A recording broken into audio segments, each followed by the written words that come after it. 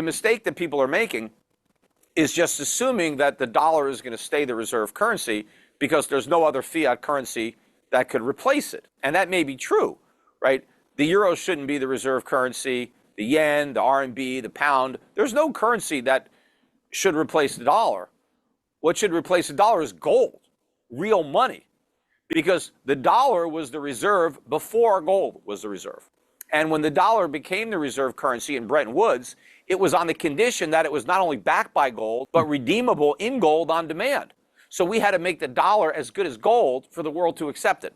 The gold market's push to a new record high above $2,500 an ounce remains well supported as the US dollar continues to lose significant ground. As gold experiences its unprecedented run, the US dollar has dropped to its lowest level since the start of the year.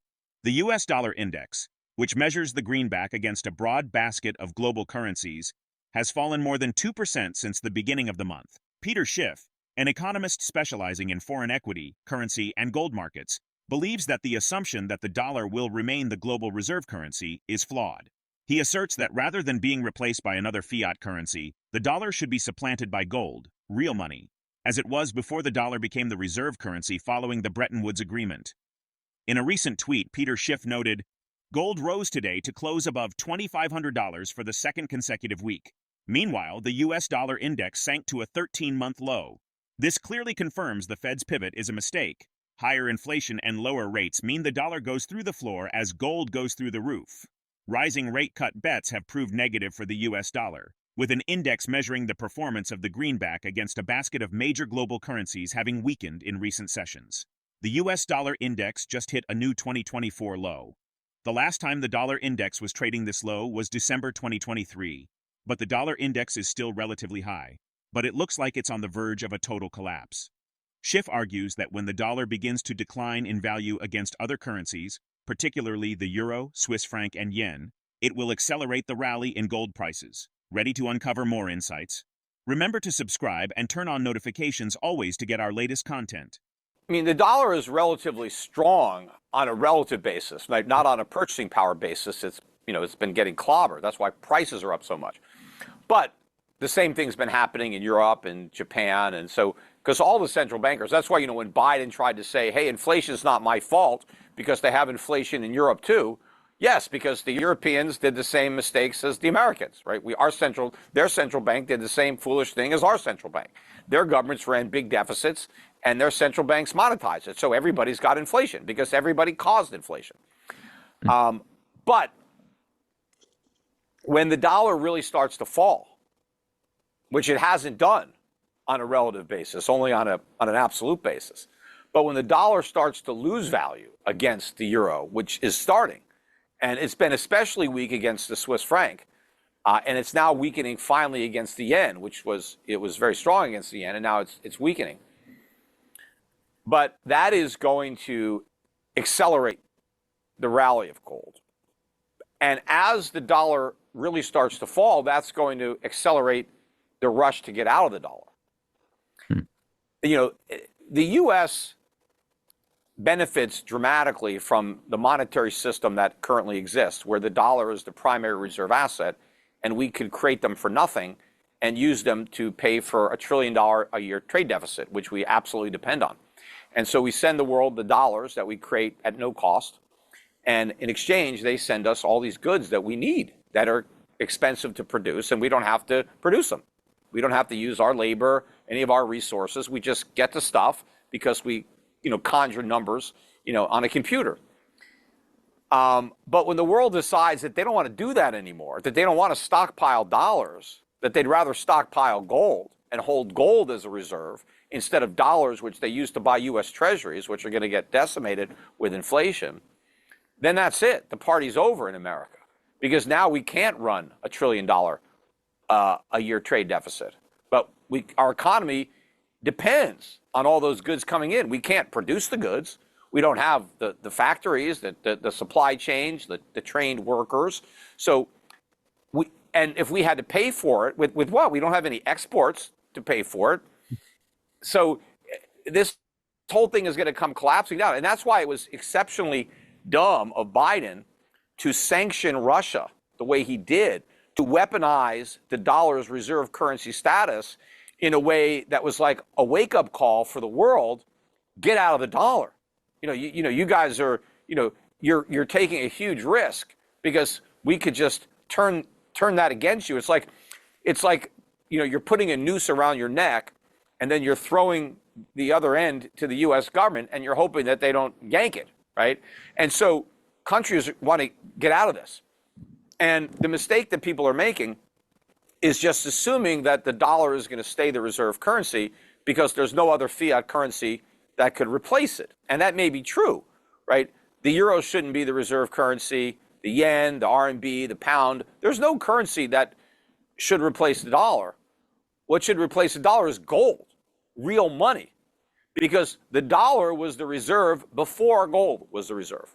And when the dollar became the reserve currency in Bretton Woods, it was on the condition that it was not only backed by gold, but redeemable in gold on demand. So we had to make the dollar as good as gold for the world to accept it. The yellow metal has gained $613, or 32% over the past 12 months. UBS, the Swiss investment bank, has projected that gold prices could reach $2,600 an ounce by the end of 2024.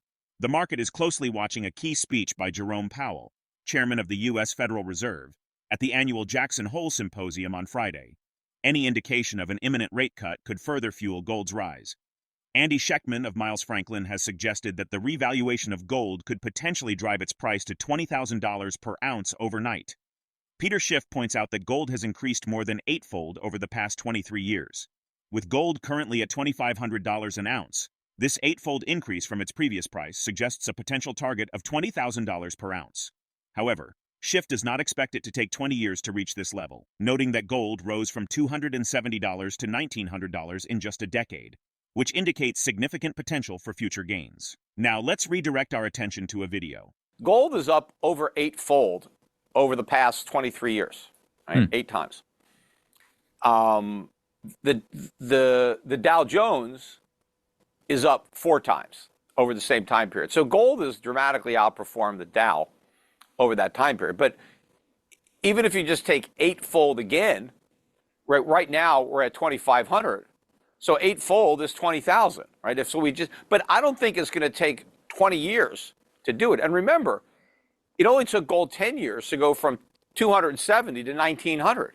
But another way of looking at it is look at gold in relation to the Dow. Because if you look at the historic pricing of the Dow Jones, the bottom of bear market cycles in terms of real money, inflationary cycles, has been around 1 to 1, or maybe not quite 1, but 2 ounces to 1 ounce, where the Dow Jones is worth close to 1 ounce of gold.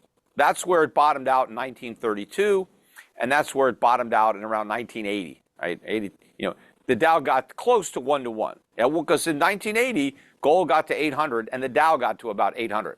That was, that's where it was. And so if you assume that we're going to get into an economic situation where you see the Dow Jones and an ounce of gold at roughly the same price, which, occurred twice in the 20th century, so it may happen in the 21st century.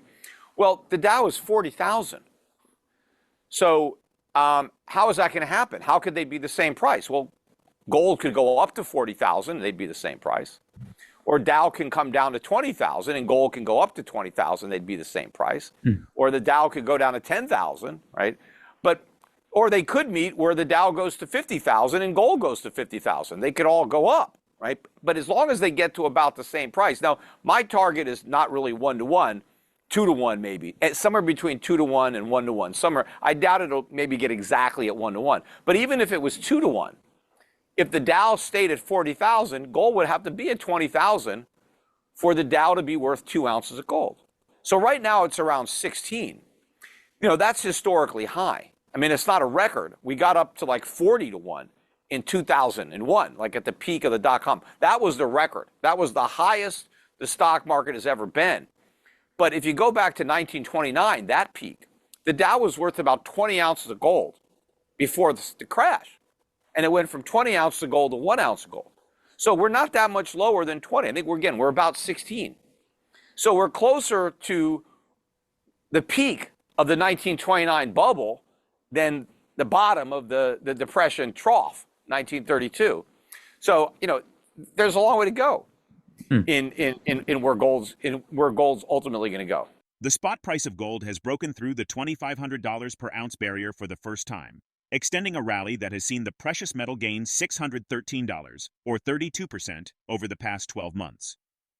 Analysts are forecasting further increases over the next year, driven by expectations of a shift in U.S. monetary policy. Gold has surpassed $2,000 an ounce only once before, in the immediate aftermath of the COVID-19 pandemic in 2020. RBC Capital has raised its gold price forecast to $2,480 by the end of this year and $2,600 by mid-2024, predicting that gold will remain above $2,000 an ounce until at least 2028. We welcome your insights in the comments section below. If you found this content valuable, don't hesitate to give it a thumbs up, and don't forget to subscribe to stay informed. Thank you for joining us on this journey.